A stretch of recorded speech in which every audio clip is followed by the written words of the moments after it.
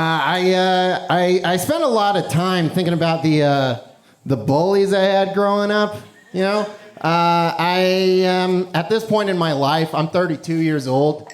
You know, I'm starting to think that maybe at least some of them were right.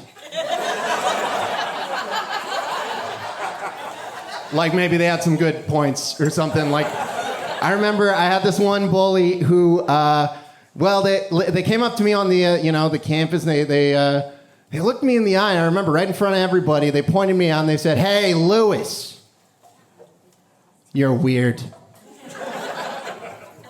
Right? And like, here's how I dealt with that. I bit him.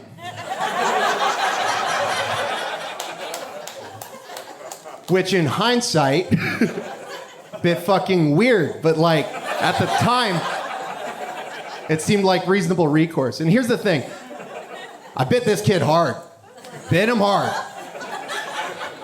And guess what else? He cried, which was upsetting. So I cried. And he actually cried so hard that he puked. Which was gross. So I puked. And we were just there, you know, we were crying and we were puking and it was crazy. But hey, that's college. Am I right? College.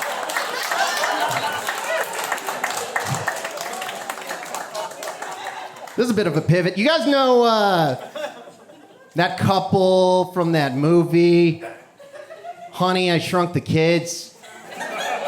You know, like you know them, this person knows what I'm talking about. You know, here's what I have to say about that. She was too good for him. He kept shrinking those kids. You know, because you got the first movie and he shrinks the kids and it's like, you know what, by the end of it, you know what, fine. Right? Everybody makes mistakes. You know, sometimes you shrink the kids, you live and you learn. But then the second movie happens, and then there's a sequel to that second movie, and there's a 3D theme park attraction, and there's 65 episodes of a TV show. At some point, you gotta accept this guy shrinks kids.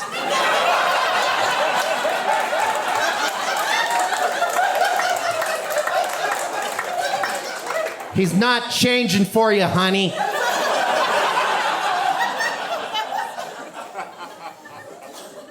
It's been a while since they made one of those movies. I kind of wish that they'd make more of those movies. I think they could, if they wanted. It's an evergreen property, like James Bond. You could keep it going forever, because it's based on that most inexhaustible of all resources, which is the apologies that come from a constantly disappointing dad.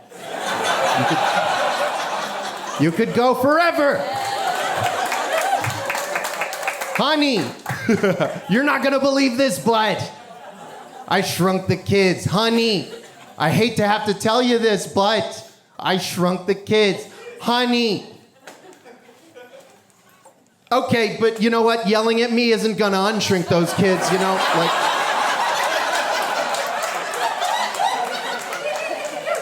Honey, yeah, you're right. Yeah, I shrunk the kids, sure. But, you know what?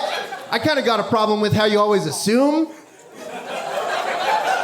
that I shrunk the kids, you know? Because, like, you know, I'm supposed to be not shrinking kids. You always think I'm shrinking the kids. How am I supposed to not be shrinking? At some point, a little bit of this is on you.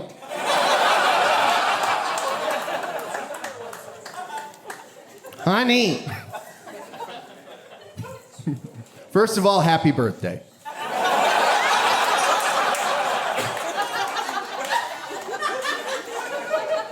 You're the light of my life, and all these years later, you're still as beautiful as the day we met.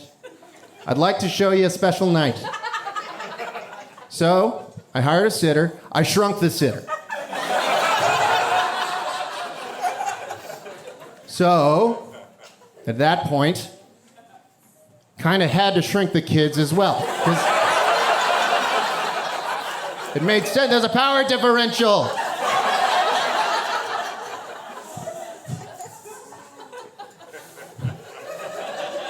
Honey. The marriage counselor said that we have to maintain open channels of communication or else we'll shrink the likelihood that our marriage will succeed. In that spirit, I shrunk the kids, now you share.